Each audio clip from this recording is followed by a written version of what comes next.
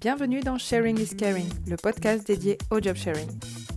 Dans ce podcast, vous découvrirez des témoignages de duos inspirants qui ont pratiqué le job sharing.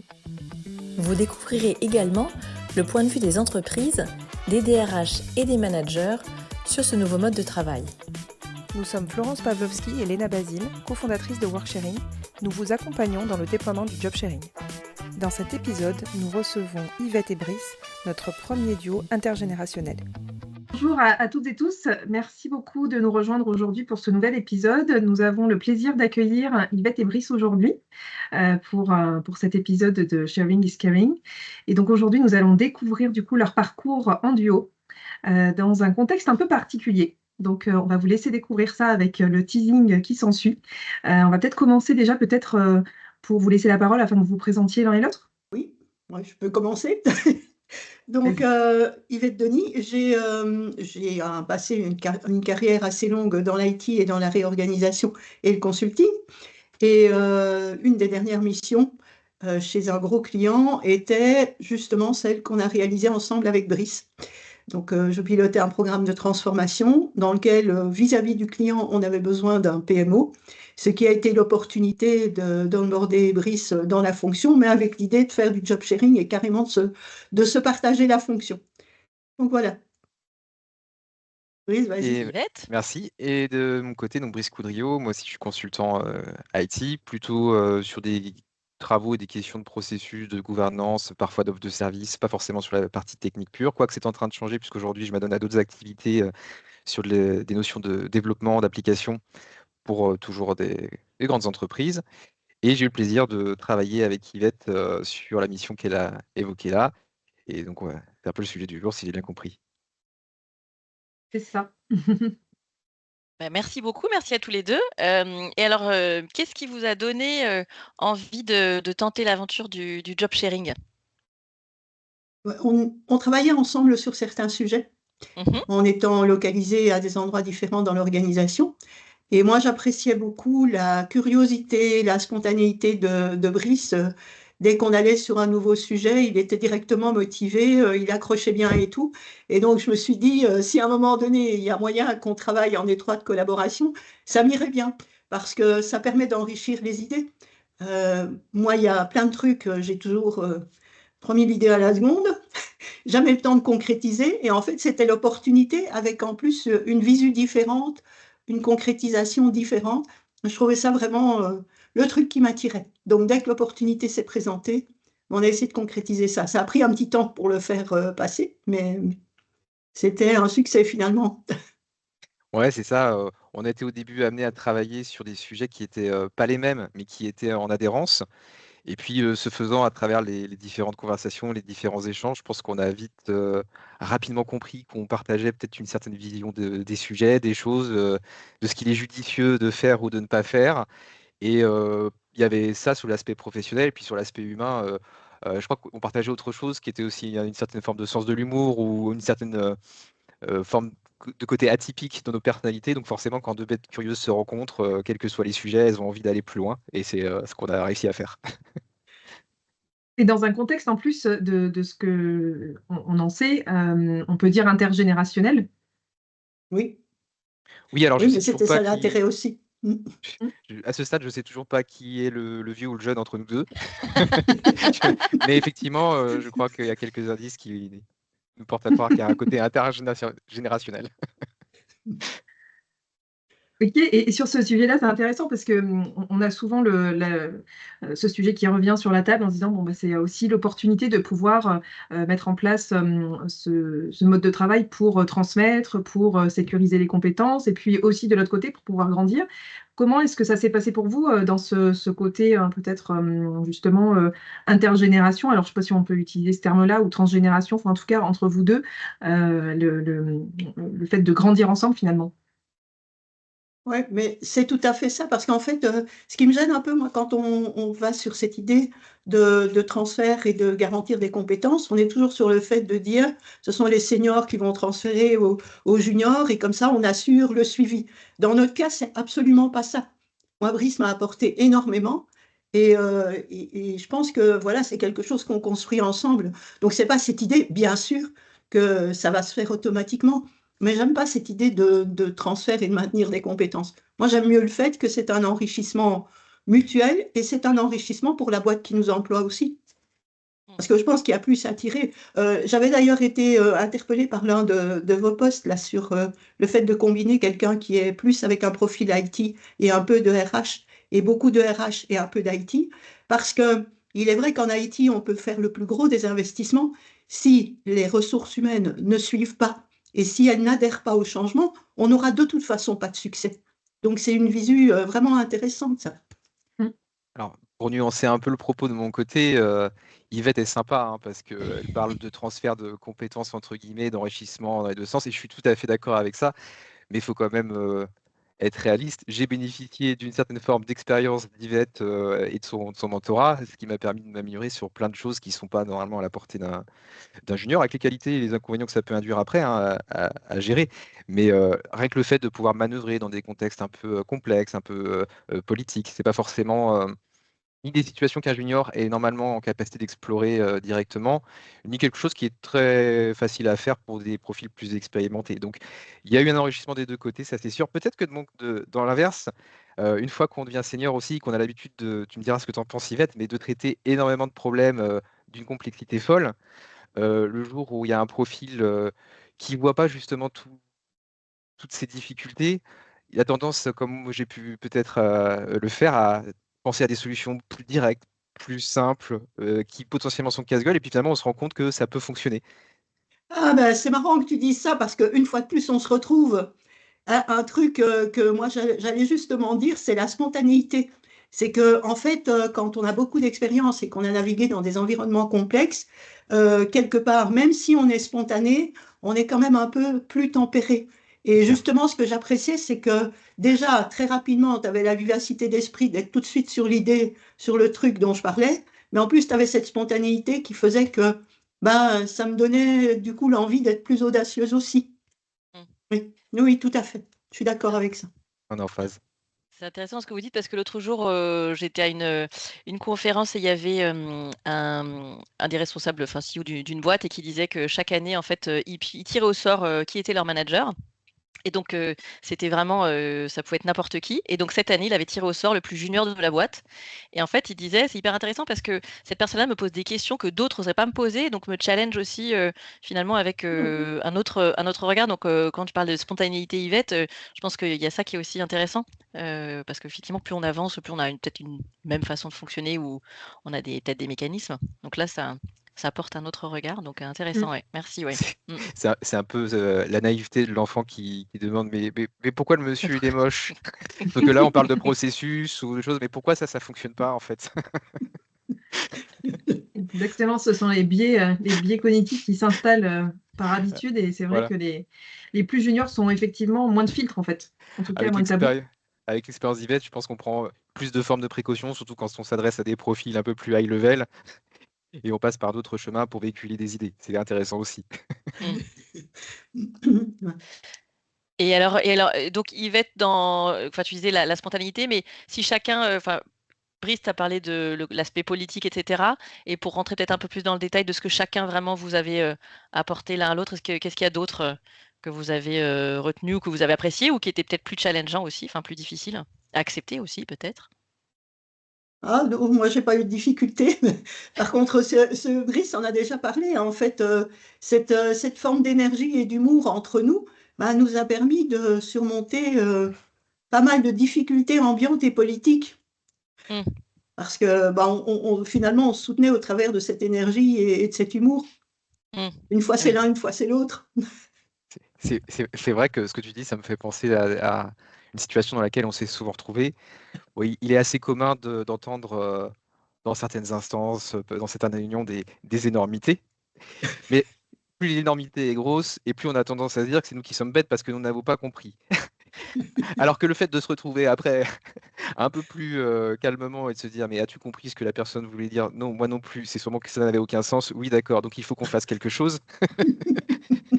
Ça permet d'avancer Mmh. plutôt que de rester seul avec le sentiment d'avoir non seulement voilà, pas raccroché les wagons, mais en plus d'être dans un flottement total. Mmh. D'accord. Et du coup, si vous deviez nous expliquer un peu concrètement comment ça se passait, opérationnellement, quels étaient à vos quotidiens, comment vous vous organisiez? On faisait des points réguliers et on échangeait, je dirais, dès qu'on avait besoin d'échanger sur un sujet. En fait, on avait quand même une particularité, c'est que nous, on était en job sharing, mais on était tous les deux à 100%. Mm. Donc, on avait facile d'échanger vraiment tout le temps. C'est pas la même chose que 2 fois 60, où on a 15 jours où on échange. Nous, on le faisait de façon très régulière. De façon assez spontanée aussi, on n'a pas été obligé de se dire, tiens, sur quoi peut-on décider tout seul, se faire des grandes grilles, des grands trucs. Je pense que c'était très instinctif. D'ailleurs, c'est un des points qui est important, c'est d'avoir cette connivence et cette confiance pour que ça fonctionne. Et alors, comment vous l'aviez créée, cette confiance? Elle s'est créée au travers du fait qu'on appréciait nos compétences mutuelles, je crois. Et puis Mmh. le profil humain, un peu comme disait Brice, deux bêtes curieuses qui se rencontrent. Et c'est un peu ça qu'il a fait. Ben moi, je vois au travers de ce que je vis maintenant, le fait d'essayer de fonctionner en job sharing et de faire des offres en combinant deux profils, c'est vraiment hyper compliqué. En fait, le marché est pas prêt à ça. Moi, je travaille beaucoup avec des ESN et quand on leur Mmh. dit, bah, si on regarde le besoin du client, au lieu de me proposer, proposez-moi avec quelqu'un d'autre, prenons un autre profil et vendons la valeur ajoutée, ça ne marche pas. Mmh. Puis pour revenir sur cette histoire de confiance, j'étais en train d'y réfléchir, ça me laissait songer. Je pense que ça passe aussi à travers, l'ensemble des signaux qu'on s'envoie mutuellement. En fait, c'est quelque chose qui se construit dans le temps. Moi, j'ai pas pour habitude d'arriver et de donner ma confiance par défaut. Je pense qu'Yvette non plus.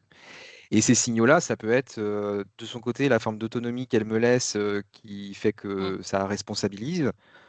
Dans l'autre sens, ça peut être justement, l'entêtement que je peux avoir et dont je la dispense quand elle me dit des choses parce que je lui accorde du crédit.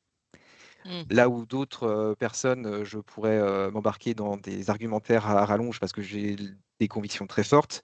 Si Yvette me disait quelque chose, puisque je lui donnais du crédit, j'avais tendance à revoir mon jugement un petit peu différemment et me dire: «Bon, j'ai peut-être même pas compris pourquoi, mais je vais peut-être faire quand même différemment» et donc tout ça aboutit à une forme de climat de confiance qui fait qu'on apprécie travailler ensemble et puis qu'on peut se déléguer des choses aussi.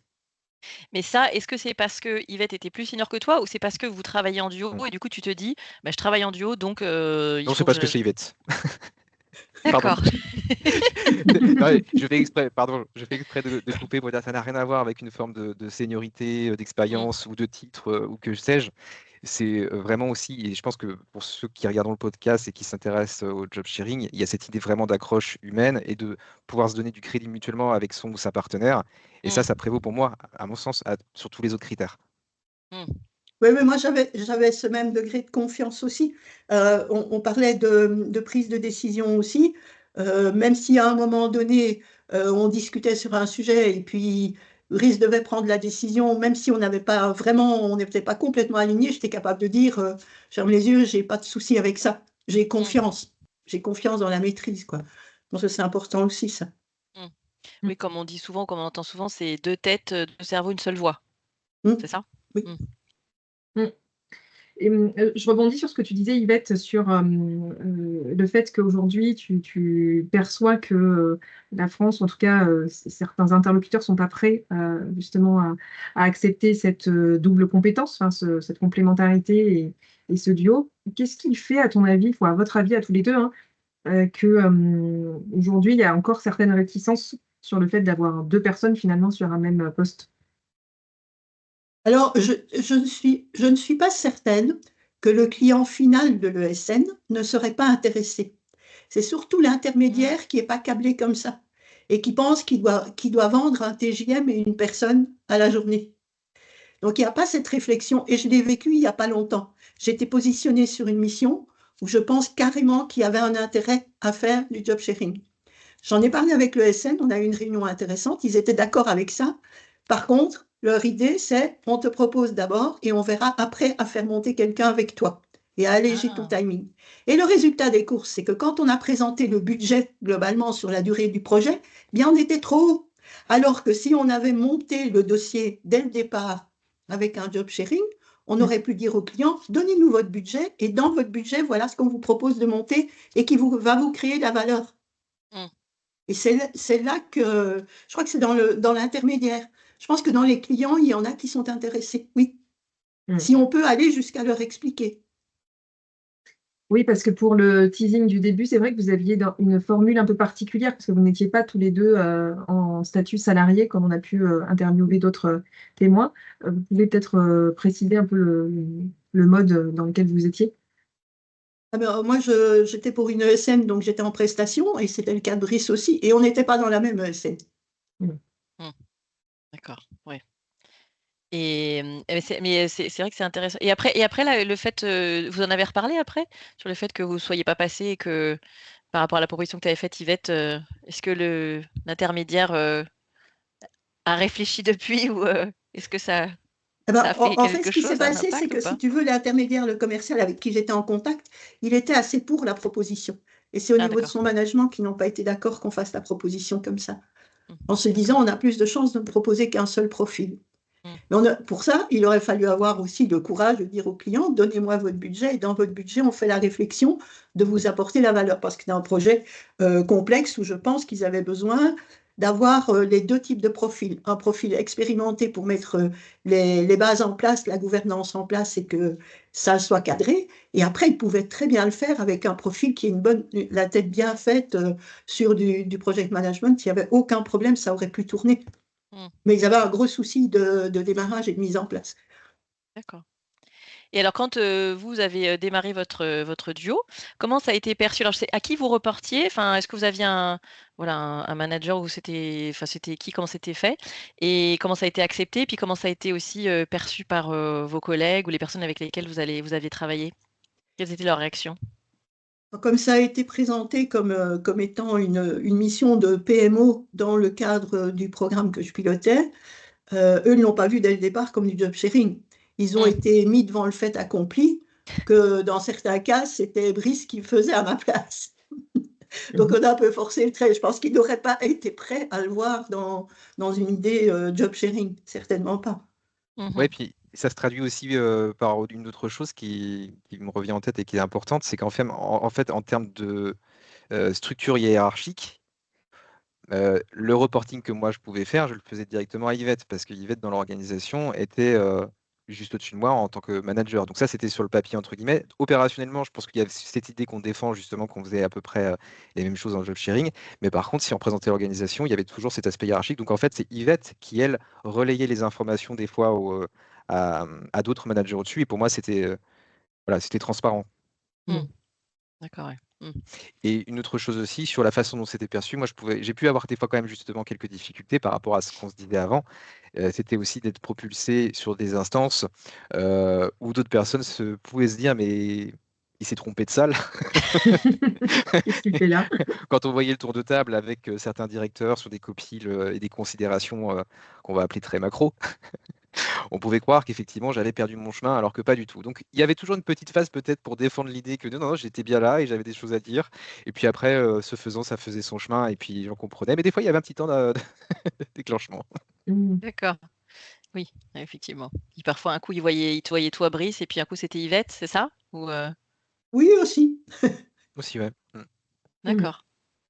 Je trouve ça intéressant aussi de mettre en lumière le fait que là, vous étiez dans un contexte un peu particulier parce qu'effectivement, en prestation, tous les deux, dans des entreprises distinctes en plus. Donc, il y a beaucoup de croyances aussi sur le job sharing où en fait, on a la notion de contractuel qui revient en se disant, bah, en fait, on ne peut pas faire du job sharing si on n'est pas deux salariés avec le côté juridique contractuel est un sujet qui revient souvent. Donc, on voit bien que c'est un mode de travail qui est suffisamment flexible et souple pour imaginer même de travailler ensemble sur une même zone de responsabilité, avec des statuts peut-être même différents, parce que vous auriez pu aussi être sur un mode salarié-prestation ou salarié, enfin voilà, il y a plusieurs combinaisons possibles, et avec finalement des contrats distincts. Donc on est vraiment aussi là sur finalement une zone de co-responsabilité morale au quotidien et finalement sur une tâche et sur une mission à délivrer, mais qui peut être distincte d'un contrat en tant que tel, quoi. Tu as raison, Léna, de le souligner, et puis on en est la preuve par l'exemple. Néanmoins, peut-être pour nuancer un petit peu, le fait de le faire un peu en mercenaire, hein, je ne sais pas comment on peut appeler ça, Yvette, mais on a un peu penser les choses, je ne sais pas si je le conseillerais pour autant.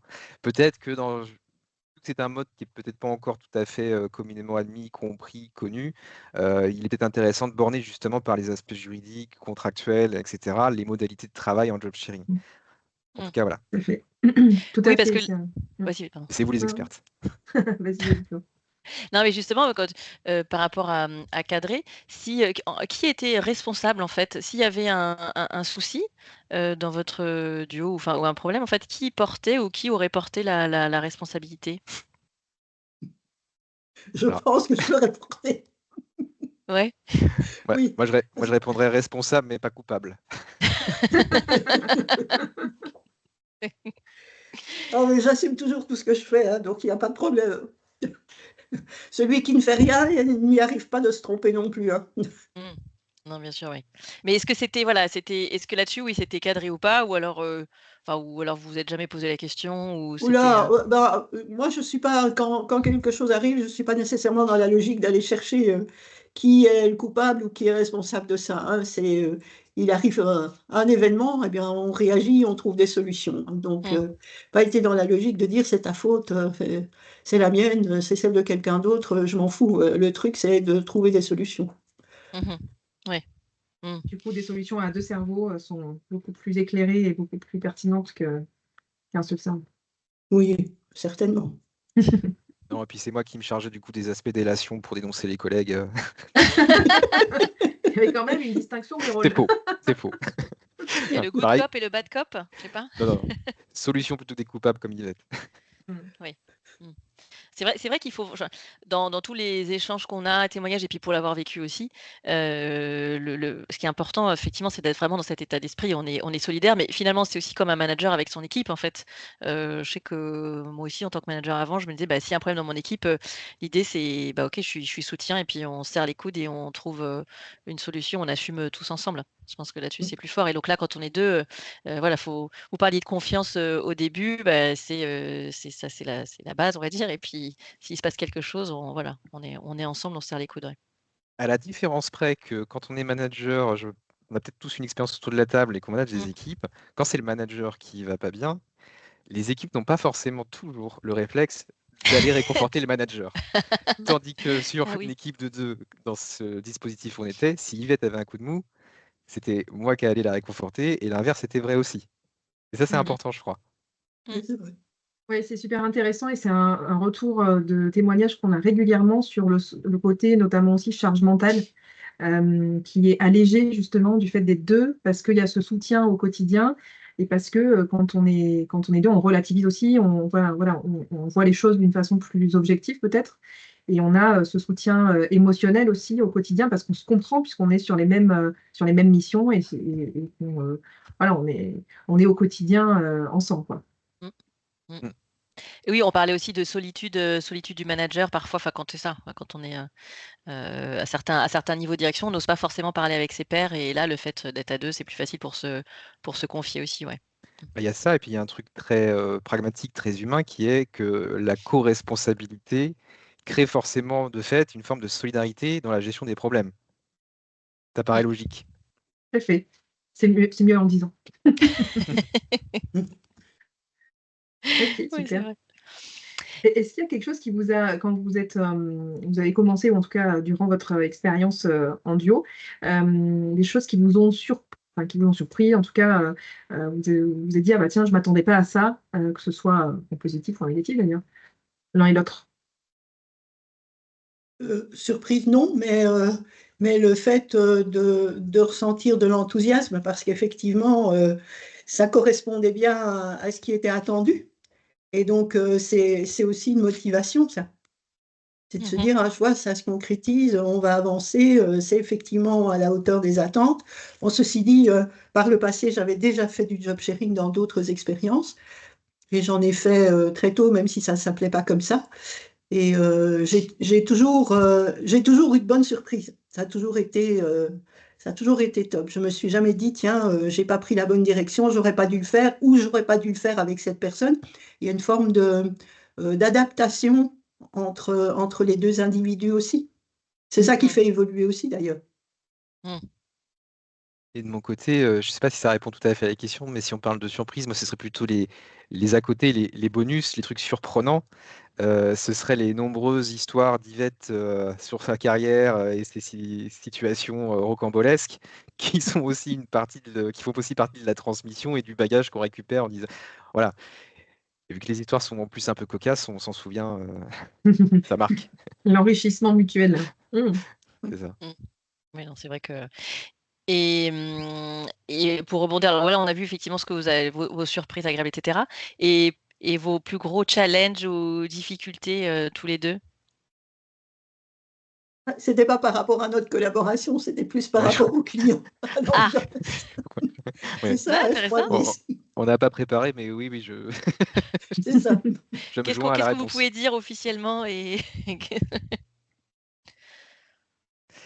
C'était de naviguer dans un milieu quand même assez difficile politiquement et d'arriver à faire avancer des idées.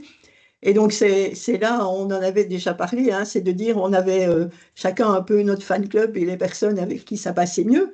Et donc, on se passait les sujets en fonction de ça. C'est plutôt toi qui irais le raconter à un tel, traiter le sujet, et puis tu reviens vers moi, et puis vice-versa, quoi. Ça, c'était un truc intéressant. Ouais, il y avait ça, et puis c'était renforcé par l'idée que le projet sur lequel, ou le chantier, indépendamment de comment on l'appelle, avait aussi des adhérences ou des dépendances à d'autres programmes, à d'autres projets dans l'organisation. Et donc, il y avait une histoire aussi de s'assurer de la bonne santé de ces autres programmes, de ce qui se passait à côté, pour être sûr qu'on puisse faire ce qu'on avait à faire de notre côté. Et ça rejoint ce que disait Yvette. De fait, on devait aussi aller dans l'organisation, un peu faire du lobbying, débloquer des situations, même si ce n'était pas forcément des problèmes qui nous concernaient directement, ça avait des impacts, donc on était contributeurs. Tu partages, Yvette? Oui, tout à fait. Ouais. Oui, c'est hyper intéressant. Ça veut dire qu'en fait, à deux, vous avez, enfin, c'est un peu comme, c'est pas tentaculaire, mais je veux dire, vous touchez finalement encore plus de personnes en termes d'influence ou d'impact. C'est encore plus puissant en fait. La toile, elle est encore plus grande en fait. Oui, tout à fait. Oui, l'intérêt sur effectivement le fait d'avoir des sponsors différents en fait, l'un et l'autre, et de pouvoir avoir une zone d'influence finalement qui est plus importante pour les projets et au bénéfice de l'entreprise, quoi. Donc c'est super intéressant. Et alors, en termes donc votre duo, à votre avis, qu'est-ce qu'il a permis est-ce qu'il a permis de casser des stéréotypes générationnels? Voilà, le fait que vous ayez travaillé ensemble, est-ce que ça a ouvert un peu les chakras chez les autres ou pas? Je ne sais pas si on peut dire ça comme ça. Enfin, quel est l'impact, à votre avis, que ça a pu avoir sur les autres, vos collaborateurs ou dans l'entreprise? Je ne sais pas trop. Je pense qu'ils ont été contraints de l'accepter, mais après, Oui. tu as une idée, toi? Tu as précisé pour les autres, donc je ne sais pas, mais pour nous, ça a cassé les stéréotypes qu'on n'avait déjà pas à la base. Donc, Oui, mais c'est ça, pour nous, ça. Voilà. je ne sais pas. Ok. D'accord. En interne, est-ce que vous avez vu peut-être des évolutions, parce que vous aviez travaillé quand même avant sur des modes un peu différents, et du coup, la mise en place de ce mode de fonctionnement un peu plus justement en proximité, en zone de responsabilité commune, est-ce que ça fait évoluer des choses en interne, que ce soit sur les projets, que ce soit sur vos interlocuteurs ou dans la performance même ou l'efficience des sujets? Est-ce que vous avez perçu ça? Je pense que ça nous a aidé à concrétiser des sujets. Là où je pense que si on était resté chacun dans notre coin, on n'aurait pas réussi à faire avancer le chantier comme on a réussi à le faire. En fait, c'est ça, c'est que les sujets concrètement ont eu des impacts concrets justement aussi sur l'organisation, si bien que même quand on a arrêté cette mission-là, il y a eu beaucoup d'éléments de chantier, de bouts de choses qui ont été reprises dans l'organisation, qui ont même, je crois, fait l'objet d'une structure dédiée pour la suite. Mais est-ce que les personnes ont fait le lien justement entre notre modalité de travail et le fait que ça ait réussi? Je ne sais pas. En tout cas, voilà, il y a eu de l'apport concret, et cet apport concret, il n'aurait pas été faisable, je pense, sans notre façon d'aborder la chose. D'accord. Et alors, là, vous avez parlé, votre mission quand elle s'est terminée, donc c'est ça, vous aviez un temps défini, c'était une mission sur un certain temps et la fin, voilà, comment ça s'est terminé? Parce que vous avez après arrêté de travailler ensemble. Et voilà, comment ça s'est passé cette fin et la suite après pour vous? Brice est parti un petit peu avant moi parce Mmh. qu'il était sur un sujet dans le chantier dans lequel il y avait des livrables précis. Et donc, le client a décidé d'arrêter la mission au moment où ces livrables-là étaient conclus. Et moi, j'ai encore poursuivi pendant 2 mois pour faire du transfert de tous les éléments du chantier. Je ne sais pas trop comment ils se sont organisés après, parce que c'était des raisons budgétaires, donc je ne sais pas comment ça s'est organisé en interne. Mmh. Et Brice est parti sur d'autres missions. Et moi, j'ai refait des formations en marketing digital, intelligence artificielle, etc. Et c'est vrai que je voudrais retrouver des missions, mais en job sharing, j'ai pas envie d'une mission plein temps, seule. Oui, Mm. d'accord. Parce que c'était ça Voilà. ma question, c'était aussi de se dire, le fait que vous avez travaillé à 2, voilà, hein, de façon, enfin, intense, voilà, pendant tout un certain temps et puis du jour au lendemain, vous vous retrouvez à nouveau à travailler tout seul, on se sent comment en fait? Enfin, c'est Ah ben moi, j'ai pas du tout envie de travailler seule, pas du tout, très d'accord, clairement. OK. Et si l'opportunité s'était présentée de refaire le duo avec Brice, on l'aurait fait. Je pense que Brice a tenté de le faire. C'est Ah oui, vrai. c'est vrai? Hein? Oui, oui. D'accord. Ah oui, bah du coup, on a maintenant notre plaquette marketing avec la proposition commerciale qui va bien et on s'attache à la vendre quand on peut et quand on détecte des opportunités. Non, ouais, blague à part, c'est quasiment le cas, hein, effectivement. Ça fait partie Ah mais aujourd'hui. moi j'y croyais, hein, je croyais vraiment que tu en avais une, on se disait: «C'est bon, on est parti, on va communiquer pour Mais non, mais en fait, c'est très proche de la réalité parce que la plaquette marketing, c'était le seul truc faux, un peu déconnant dans mon truc. Mais Mmh. pour le reste, effectivement, on a vendu sur des opportunités cette idée de pouvoir retravailler ensemble et c'est quelque chose qui nous plairait de faire. Mmh. Et pour ta question initiale qui est comment on fait après pour quand on se retrouve tout seul, bah moi finalement je me retrouve. Je peux pas dire que je suis tout seul parce que je suis dans une organisation, c'est juste que les modalités sont différentes. Au début, il y a quand même un petit changement mental à faire en termes de, par exemple, de relations managériales et se dire ah oui, non, on n'est plus. Ah oui. Il va falloir remettre quelques filtres, quelques Mm. règles de bienséance. Et puis voilà, il y a une réadaptation mentale sur le long terme à faire. D'accord. Mm. Oui, c'est intéressant, notamment sur que tu parlais de plaquettes communes, mais on voit émerger voilà, de plus en plus de co-CV, justement de candidatures aussi à deux, que ce soit sur. Alors, on a de plus en plus de témoignages aussi sur des prestataires, enfin des personnes qui sont en freelance et qui ont envie Mmh. justement de, tel que vous témoignez, hein, c'est hyper intéressant, avec soit des profils proches, soit carrément des profils. Tu parlais tout à l'heure effectivement du poste Yvette sur la complémentarité des RH et DSI. Et je trouvais ça hyper intéressant d'envisager justement dans des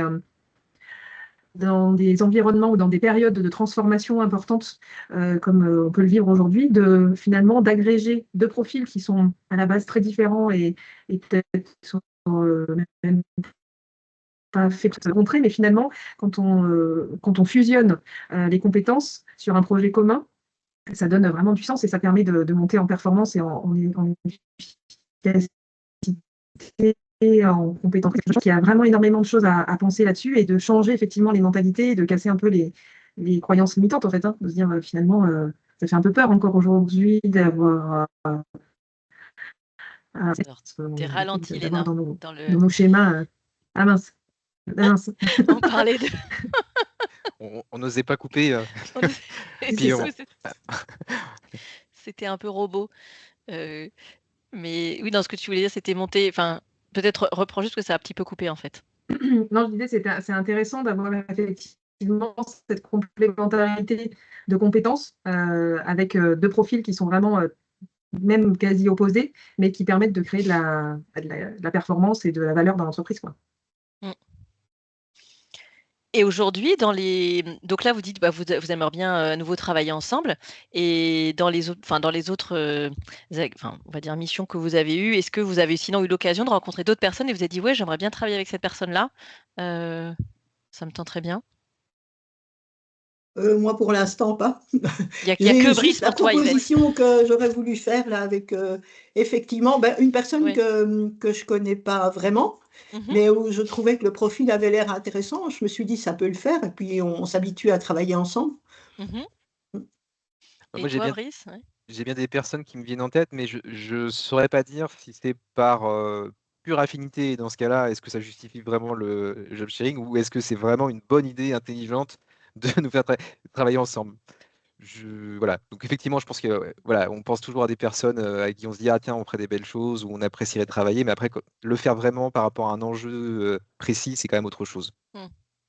Et pour pouvoir choisir, pour vous, qu'est-ce qui serait important quels sont vos critères en fait pour que là, une personne, vous puissiez bien travailler avec une autre personne ou se dire si on veut travailler à 2, il faut vraiment faire attention à ça, ça, ça? Oula, alors moi, Wow. c'est très, très au feeling, hein. Oui. D'accord. Je Non, moi j'ai peux, une je peux déjà checklist. avoir une certaine impression, même en regardant un CV sur base d'un premier contact, je peux avoir le ressenti. D'accord. C'est le fait d'être dans l'énergétique peut-être qui fait aussi ça. Ah! C'est Ah, vrai, ça compte aussi. c'est un critère, hein, le fluide énergétique, ok. On a compris qu'il y avait eu du fluide énergétique entre vous, ça c'est sûr. C'est ça. Il était là. Et toi, Brice, dans tes critères ou qu'est-ce qui serait important pour toi? Bah, moi, j'ai toute une batterie de tests psychologiques que je fais passer à la personne avec une checklist très factuelle. Non, pas du tout. Je sais pas, le sens de l'humour, déjà, je pense que c'est indispensable. Je pense qu'il y a une façon aussi d'aborder les problèmes et les sujets. La complémentarité, je ne sais pas si on peut la déceler tout de suite avec l'autre, mais il y a quand Mmh. même l'idée d'être en phase sur une façon d'aborder les problèmes, les sujets. Une grande part de feeling aussi, hein, indépendamment du reste. Mmh. D'accord, ouais. Donc ça, c'est très personnel, effectivement. Mmh. Si, quand même, il y a, par rapport à certains profils et surtout à des contextes d'inertie dans des grandes entreprises, et je sais avec les personnes avec lesquelles j'aurais du mal à travailler, justement, celles qui peuvent se contenter, entre guillemets, d'une inertie totale et se dire, bon, bah, la porte est fermée, je ne vais pas passer par la fenêtre et je vais attendre devant la porte. Je sais que ça, pour moi, ce serait compliqué, Mmh. par exemple. D'accord, d'accord. Et si vous deviez justement conseiller à quelqu'un de votre entourage ou à des personnes qui ont envie de tester ce mode de travail, justement cette fameuse checklist qui peut être décisive hein, pour que ça fonctionne bien, quelles seraient pour vous les qualités requises en gros pour que ça fonctionne déjà au-delà de vous, hein, mais vraiment dans le mode de travail, euh, que ça fonctionne bien? Et Il faut j'ajouterais avoir, peut-être aussi, pardon, pour travailler en duo et aussi un duo, junior-senior. Enfin, si je peux me permettre. il faut être partant pour faire confiance à quelqu'un d'autre, d'être aussi transparent. Il ne faut pas avoir un ego surdimensionné, hein, il faut être humble dans l'histoire, hein, chacun apporte quelque chose. Donc je Mmh. pense qu'il faut partir avec, en tout cas, l'esprit ouvert à ce que quelqu'un d'autre puisse contribuer et avoir des idées. Mmh. Mhm. Je suis tout à fait d'accord avec ça. Et puis, pour rejoindre ce qu'on disait tout à l'heure sur la complémentarité, il faut bien faire la distinction, je crois, entre ce qui relève de la complémentarité et ce qui est finalement des opposés totales qui font que ce ne sera pas compatible. Typiquement, en termes d'organisation, si quelqu'un est extrêmement rigoureux, voire rigide, et que l'autre est, allez, désolé du mot, mais bordélique, est-ce que ce sont deux organisations qui sont complémentaires? Peut-être pas. Mhm. Donc peut-être faire cette nuance aussi, c'est important, d'avoir des affinités, des accroches, des manières de travailler qui ne soient pas trop éloignées non plus, mais quand même Mmh. un petit peu pour qu'on puisse apprendre de l'autre. Mmh. Un juste équilibre. Ouais. Ou alors effectivement, c'est de se dire s'il y en a un qui est enfin, si on a des approches de travail qui sont différentes, qu'est-ce qu'on est prêt à oui, comme tu dis, à prendre de l'autre et à lâcher ou faire un pas, dans la direction de l'autre? Parce que je vois, dans le duo avec lequel j'étais, enfin avec Thomas, on va dire que il s'est plus adapté à mon mode, d'organisation parce que voilà, parce qu'il en a bon, ça il s'est dit: «Bon, bah, OK, à 2 si on prend le sien, en termes de structuration, ce sera peut-être un peu plus compliqué, donc je pense que ça lui demandait peut-être un peu plus d'efforts qu'il a fait. Puis bon, après, on a trouvé, des moyens, que ça soit non plus pas, un gros stretch, mais parfois, oui, ça peut être aussi, dans ce sens-là, oui. Mmh. Bah, c'est ça. Je ne sais pas si vous voyez ce schéma-là où il y a trois cercles avec ceci est ma zone de confort, ceci est ma zone de progression et ceci est ma zone de panique totale. Mhm. Si de base on se situe tous les deux dans la panique totale parce que le mode de fonctionnement de l'autre est à l'opposé total, ça va être compliqué. Vaut mieux se situer dans la zone de progrès avec des aménagements, des apprentissages mutuels. Mhm. Mmh. Tout à fait. Ouais. Ouais, non, c'est clair. Mmh. Ouais, et OK. ça, c'est important effectivement de le mettre à plat et de pouvoir se dire jusqu'où on va en fait. Et aussi, quand tu parlais de vision, alors c'est vrai que ce qui revient souvent aussi, c'est au-delà du fonctionnement, c'est aussi les valeurs que l'on partage en fait. La vision aussi de ce que vous avez envie de partager et d'apporter finalement au quotidien. à fait.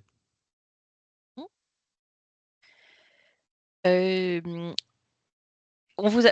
Ouais, vas-y, Léna, tu Ouais, peux- on vous avait proposé de justement réfléchir un petit peu en back-office. Alors, je ne sais pas si vous avez triché ou si vous êtes appelé en douce, mais de pouvoir vous décrire l'un l'autre, de réfléchir à quels sont un peu bah, les forces et puis peut-être les axes qui vous ont interpellé ou que vous avez euh, gardé en mémoire de l'un et de l'autre de façon croisée.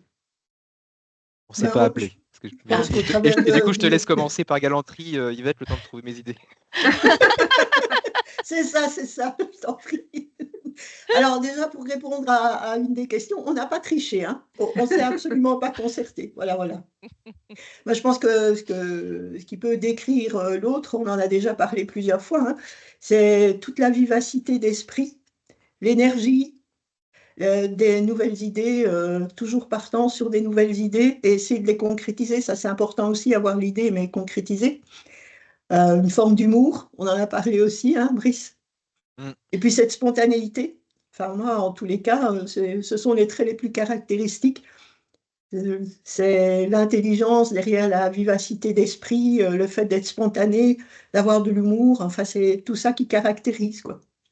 Tu trouves bien un Un petit cas défaut quand caractéristique. même. Pardon? Il y a bien un petit truc à améliorer, c'est ça? Moi, on trouve toujours à améliorer. Moi, j'ai toujours du mal de trouver des défauts. Vas-y, Parce que j'écoute je pas. trouve que quelque part, bon, on a chacun sa personnalité. Et ce que l'un va considérer comme une qualité chez l'autre, ben, nos qualités font nos plus grands défauts aussi, hein. On a les défauts de ses qualités, ne dit-on pas ça? Tout à Vas-y, fait. hein, fais-toi plaisir parce que moi, je vais en trouver. Vas-y, vas-y. Oh, ça ne me gêne pas du tout. Vas-y. Oh là J'aime là. bien. Yvette est toujours très philosophe, très philosophique. Toujours, toujours. Oui, oui, oui. Qu'est-ce que je peux dire du coup, moi, comme qualificatif tenace. Oui, Tu disais aussi qu'on avait les qualités de ses défauts. Donc en défaut, je mettrais tenace. c'est ça. Ensuite, Quand Brice disait là tout à l'heure que parfois il ne contrariait pas parce que c'était moi, bon, on a compris pourquoi. Je laisse tomber ça, j'avoue. l'affaire. J'ai découvert plus têtu que moi, ce qui était quand même de l'ordre de la prouesse. Donc voilà.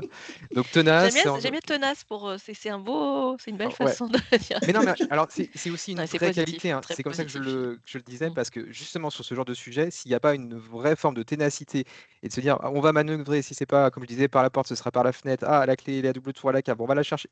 S'il n'y a pas cette ténacité, ça ne fonctionne pas.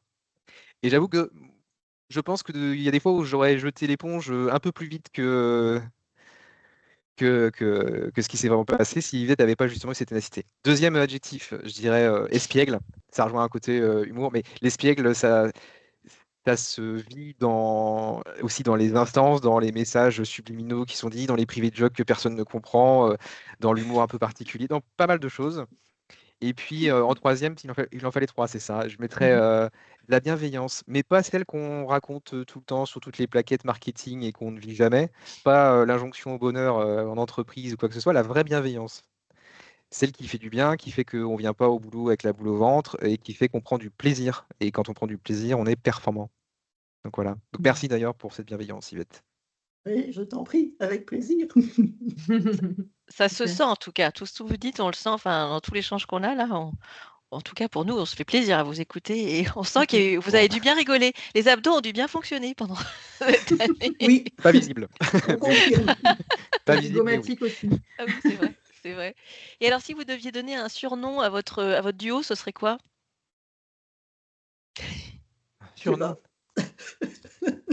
Je laisse ton imagination, Brice. Ah, c'est même une personne connue.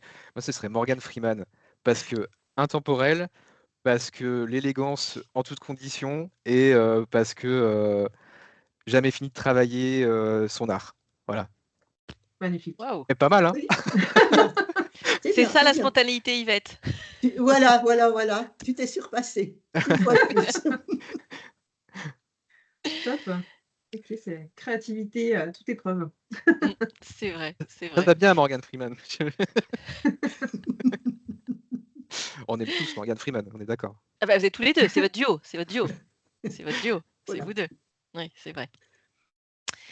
Et puis avant de conclure, qu'est-ce que vous auriez comme punchline ou comme slogan pour le job sharing, pour donner envie aux autres aussi de faire du job sharing?